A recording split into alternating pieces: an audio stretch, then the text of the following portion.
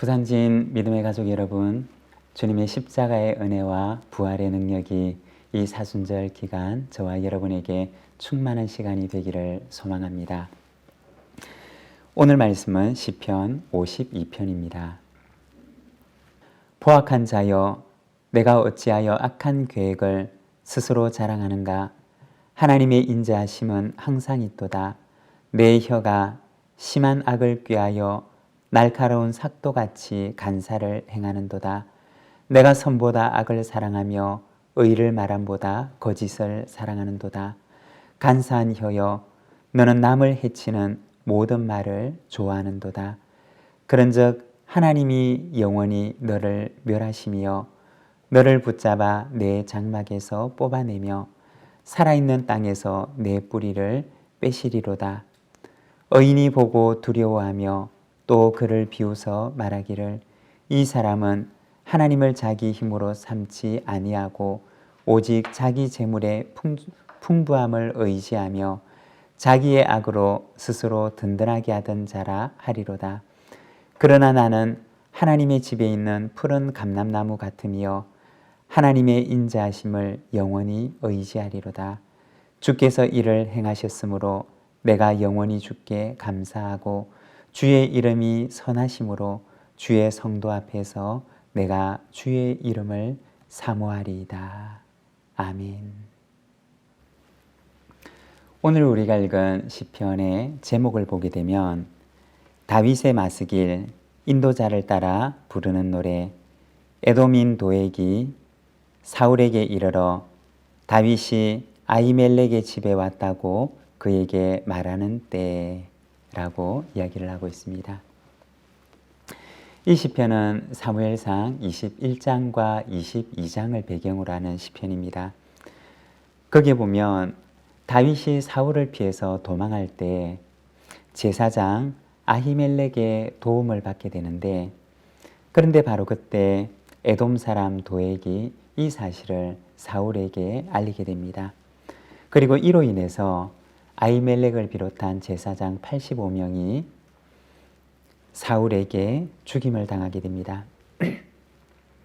오늘 우리가 읽은 이 시편은 바로 이 사무엘상 21장과 22장을 배경으로 하는 시편입니다. 1절과 2절의 말씀을 보게 되면 포악한 자여, 내가 어찌하여 악한 계획을 스스로 자랑하는가? 하나님의 인자하심은 항상 있도다. 내 혀가 심한 악을 꾀하여 날카로운 삭도같이 간사를 행하는도다. 여기 보게 되면 다윗은 포악한 자여 라고 그렇게 이 시편을 시작합니다. 이 포악한 자라고 하는 것은 원어 성경에서는 힘이 강한 사람을 가리키는 말입니다.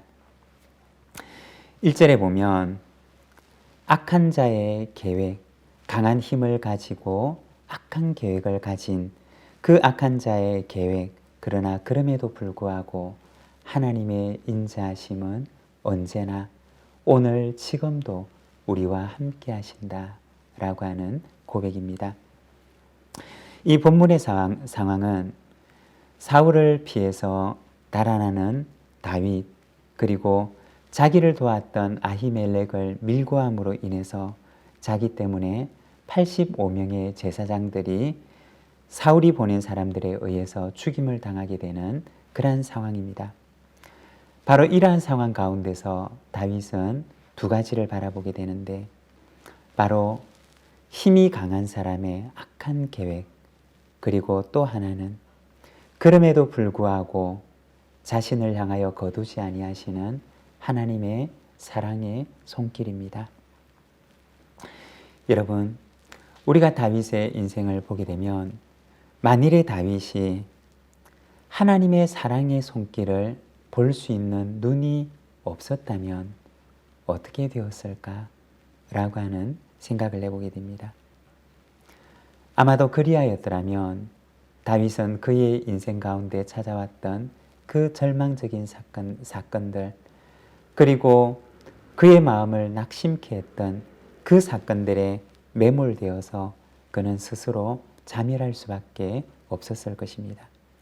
그렇지만 그는 그 절망의 깊은 수렁 가운데서도 하나님의 사랑을 바라볼 수 있는 그러한 믿음의 눈이 있었던 것입니다. 그는 그의 인생 가운데 언제 끝이 날지 알지 못하는 그 어두운 터널 가운데서도, 그리고 그 깊은 절망의 수렁 가운데서도 하나님의 사랑의 햇빛을 바라볼 줄 아는 믿음의 눈을 가지고 있었던 것입니다. 바로 그 믿음이 다윗으로 하여금 다윗이 되게 하였던 것입니다. 여러분, 때로는 우리의 인생 가운데도 그와 같을 수 있습니다. 우리의 마음을 절망케 하는 사건이 다가오고 우리에게 시작되었던 이 터널이 언제 끝날지 알 수 없을 것 같은 그 깊고 깊은 터널이 우리 앞에 놓여서 있을 수도 있습니다. 그러나 바로 그때 다윗처럼 변함없이 우리를 향하여 빛나고 계시는 그 사랑의 햇빛을 바라보는 믿음의 눈을 뜨시기를 바랍니다. 하나님의 그 사랑이 오늘도 우리와 함께 하심을 믿습니다. 그리고 그 사랑이 오늘 우리를 일으키는 힘과 능력이 됨을 믿습니다. 2절을 보게 되면 삭도 같은 날카로운 혀에 대해서 이야기를 합니다. 그리고 4절에서는 남을 해치는 간사한 혀에 대해서 이야기를 합니다.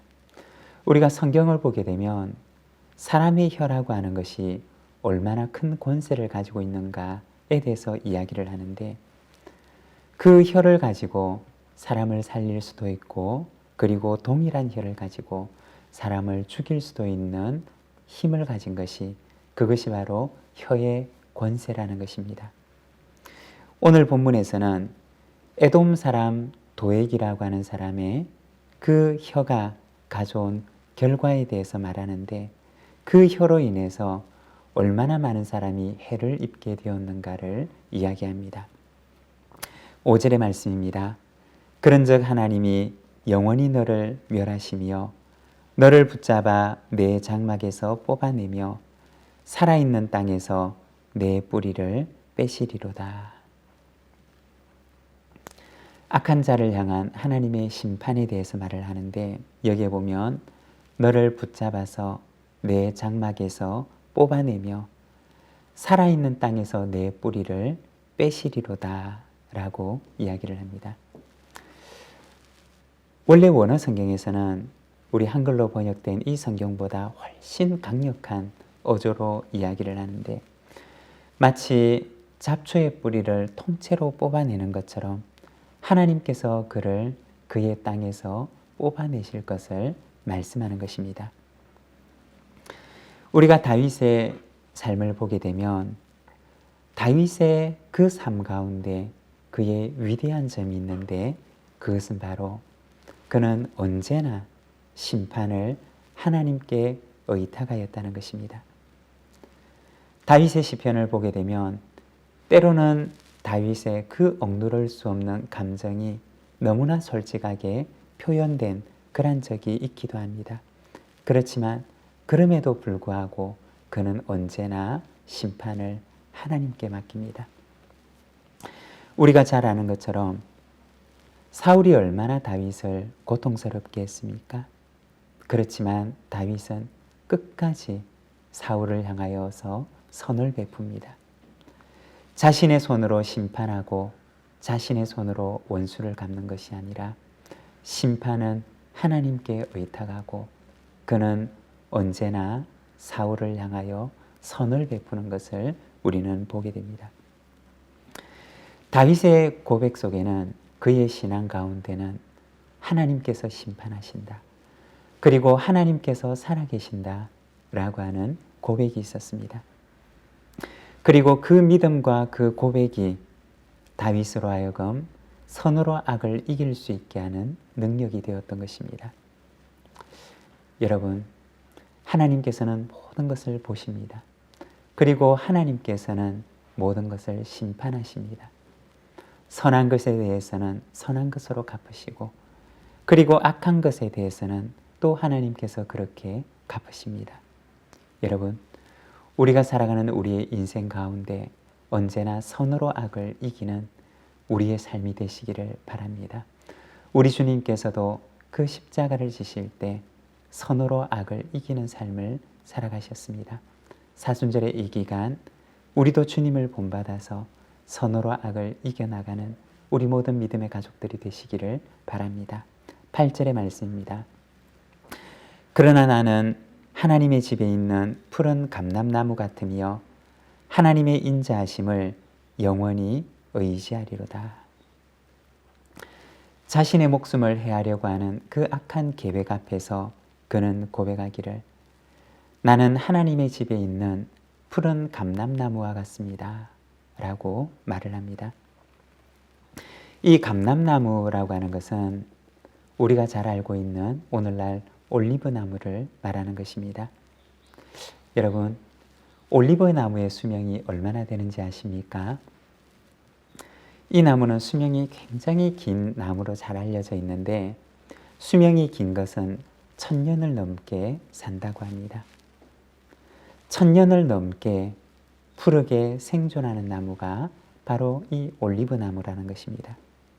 그는 고백하기를 그의 목숨을 해하려 하는 그 악한 계획 앞에서 그는 하나님 앞에 그리고 자기 자신을 향하여서 나는 하나님의 집에 있는 푸르고 푸른 올리브나무와 같습니다. 라고 얘기를 합니다. 여러분, 우리는 무엇과 같을까요? 우리는 하나님의 집에 심겨진 푸른 감람나무와 같은 존재임을 믿습니다. 가뭄에도 마르지 않고 폭우에도 견딜 수 있는 푸른 감람나무와 같은 것이 바로 하나님의 집에 있는 우리들의 모습이라는 것입니다. 언젠가 한 목사님의 말씀을 들은 적이 있는데 마음을 낙심케 하는 일이 찾아오면 그러면 그분께서는 거울 앞에 서서 자신을 축복하신다고 하십니다.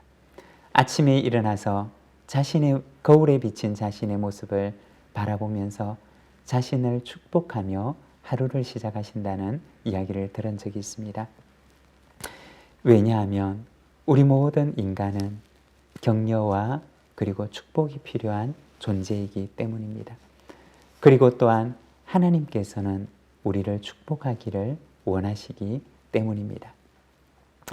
그래서 하나님 앞에서 자기를 돌아볼 수 있도록 자기를 하나님의 마음으로 칭찬하고 축복한다는 것입니다. 여러분, 우리 인생 가운데서도 다윗처럼 하나님 앞에서 우리 자신을 바라볼 줄 아는 그러한 믿음에 눈을 뜨고 자기 자신을 향하여서 하나님의 시선으로 축복하며 하루를 시작하시기를 바랍니다. 오늘 말씀에 나와 있는 것처럼 나는 하나님의 집에 있는 푸른 감람나무와 같습니다. 라고 고백하십시오. 그리고 축복하십시오. 하나님께서 그 입술의 축복대로 이루게 하시고 우리의 삶을 푸르고 푸른 감람나무처럼 인도하시는 은혜를 허락해 주실 것입니다. 이 사순절 기간 우리를 사랑하시는 하나님의 그 놀라운 사랑, 십자가의 은혜, 그리고 부활의 능력이 오늘 우리의 능력이 되기를 소망합니다. 기도하겠습니다. 사랑의 하나님 아버지 은혜를 감사합니다.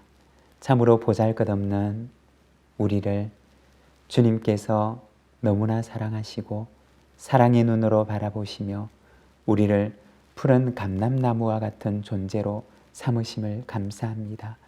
오늘도 우리를 하나님의 집에 심으시고 참으로 하나님의 집에서 푸르게 자라나는 아름다운 나무로 자라게 하시니 감사옵건대 주님께서 기뻐하시는 아름다운 성령의 열매를 맺으며 살아나가는 저희들의 삶이 되도록 주여 인도하여 주시옵소서.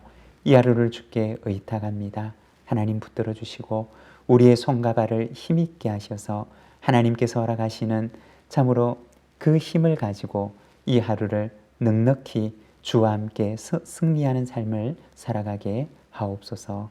예수님의 이름으로 기도드립니다. 아멘.